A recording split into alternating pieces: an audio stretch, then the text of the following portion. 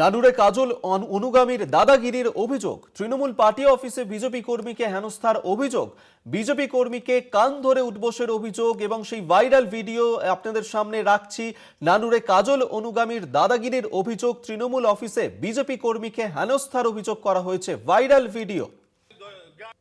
আমি জীবনে আর কিছু করব না। নাকি আরএসএস পার্টি করব না, জীবনে কোনো পার্টি করব না। আরএসএস আনবে, আরএসএস পার্টি করব না। বল বল এই ভিডিও কর, বল জীবনে আর কোনদিন আরএসএস পার্টি করবি? আমি জীবনে কোনোদিন আরএসএস পার্টি করব না। আর বিজেপি করবি? না করব না। বিজেপি পার্টি করব না। আরএসএস করবি? না করব না। ভালো করে গ্রামের মানুষকে ক্ষমা চা, এরিয়া গ্রামের মানুষের কাছে ক্ষমা চা। ক্ষমা চাইছি, সবার কাছে ক্ষমা চাইছি। একটা সবার কথা চলছে, তুমি মারামারি করছো। ক্ষমা চাইছি। হিন্দি বোঝে না তুমি? এই আজকের মতো ছেড়ে দিলাম, এরপর কিন্তু আর এরিয়া মানে তুলিও দাদি দিয়ে দেবো, ছিঁড়ে গেলো তুমি। তুলিও দাদি। আমি জীবনে আর কিছু আপনারা দেখলেন সেই ভাইরাল ভিডিও, যেখানে তৃণমূলের পার্টি অফিসে বিজেপি কর্মীকে কান ধরে উঠবোস করানোর অভিযোগ উঠেছে কাজল শেখের অনুগামীর বিরুদ্ধে। আর এই গোটা ঘটনাতে বিজেপির তরফ থেকে ঠিক কি বলা হচ্ছে শুনবো। তৃণমূল পার্টি অফিসে তৃণমূলের কর্মী কার্যকর্তারা যে অমানবিক ঘটনাটা ঘটালো, এটা সভ্য সমাজের একটি লজ্জা। সভ্য সমাজে যে এই ধরনের কাজ চলতে পারে, এটা তার একটা নূতন দৃষ্টান্ত স্থাপন করলেন তৃণমূল কংগ্রেস দল। পিন্টু পালকে কোথায় যাচ্ছিল, 10-12টি মোটরসাইকেল এসে জোর করে তাকে অফিসে নিয়ে যেতে বাধ্য করায়।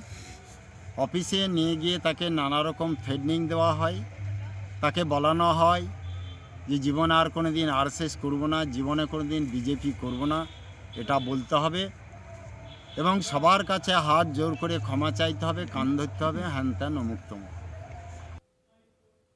ঘটালো। আপনারা শুনলেন এই ঘটনায় বিজেপির কি বক্তব্য। আমরা এই নিয়ে আরো বিস্তারিত কথা বলবো। মনা বীরবংশী আমাদের সঙ্গে টেলিফোনে রয়েছেন প্রতিনিধি। মনা, যেভাবে ওই বিজেপি কর্মীকে এভাবে কান ধরে উঠবোস করানো হলো, কিন্তু কেন এই ঘটনা, কেন তাকে এভাবে হেনস্থা হতে হলো? দেখো অভিক, এই মুহূর্তে দাঁড়িয়ে সেটাই সবচেয়ে বড় প্রশ্নের। সেটি হচ্ছে যে যে ঘটনা ঘটেছে সেটা কিন্তু ভয়াবহ এবং আগামী দিনে এটার রূপ বা আকার ধারণ করতে পারে চরম, সেটা আর বলার অপেক্ষা রাখে না।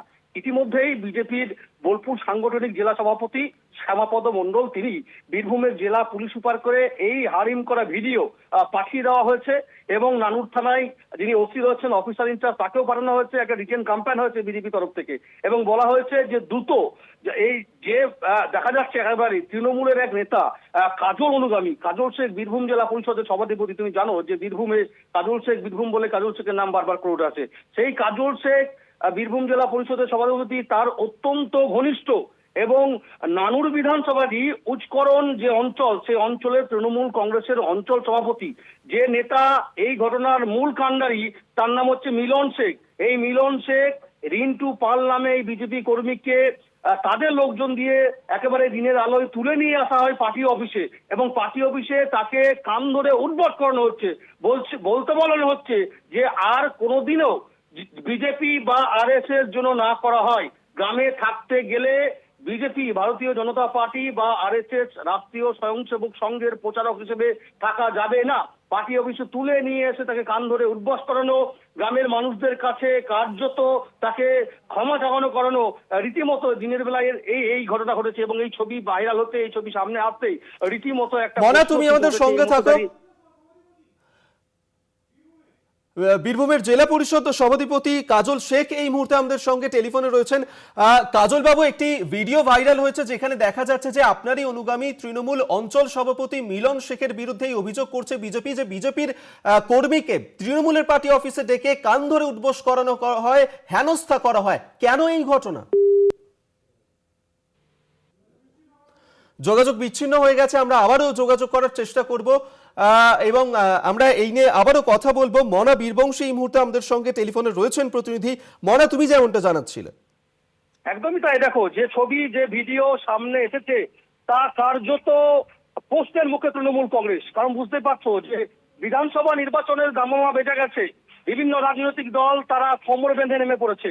ঠিক সে জায়গায় দাঁড়িয়ে সমস্ত রাজনৈতিক দলের যারা শীর্ষ নেতৃত্ব, তারা বারবার করে বলছেন যে রাজনীতি করুক, কিন্তু কোনো হিংসার রাজনীতি নয়, কোনো রাজনীতি নয়, হানাহানি রাজনীতি নয়। রাজনৈতিক দল করার, রাজনীতি করার গণতান্ত্রিক অধিকার, সকলেই রাজনীতি করতে হবে কিন্তু সুষ্ঠুভাবে।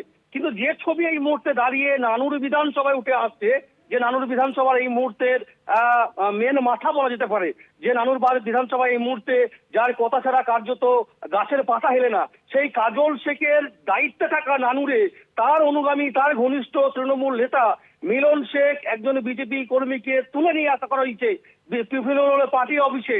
তারপর তাকে কান ধরে উদ্বোস করানো, তাকে বলা হয় যে বল বিজেপি এবং আরএসএস করা যাবে না, গ্রামবাসীদের কাছে ক্ষমা চাওয়ানো হোক, এবং ক্ষমা চাওয়ানো হয়। এবং এই ছবি সামনে আসতেই কিন্তু এই মুহূর্তে দাঁড়িয়ে তৃণমূলের স্থানীয় নেতৃত্ব তো বটেই, তৃণমূলের যে ভূমিকা নানুর বিধানসভায়, তাদের ভূমিকা নিয়ে প্রশ্ন উঠছে। অবশ্যই এই খবর সম্প্রচার হওয়ার পর আদৌ প্রথমত যে পুলিশ এর বিরুদ্ধে কি অ্যাকশন নেয়, দ্বিতীয় যে দলগতভাবে হ্যাঁ, মনা। ওই তৃণমূল নেতা যিনি মিলন শেখ, অঞ্চলের সভাপতি তৃণমূল কংগ্রেসের উচ্চকরণের, তার হ্যাঁ। বিরুদ্ধে কি পদক্ষেপ গ্রহণ করা হয় সেদিকে কিন্তু আমাদের নজর থাকবেই। তবে এই মুহূর্তে দাঁড়িয়ে এই ছবি বা এই ভিডিও সামনে আসতেই রীতিমতো একটা আলোড়ন পরিবেশ বীরভূম জেলার রাজনীতিতে, সেটা কিন্তু বলা যেতে পারে।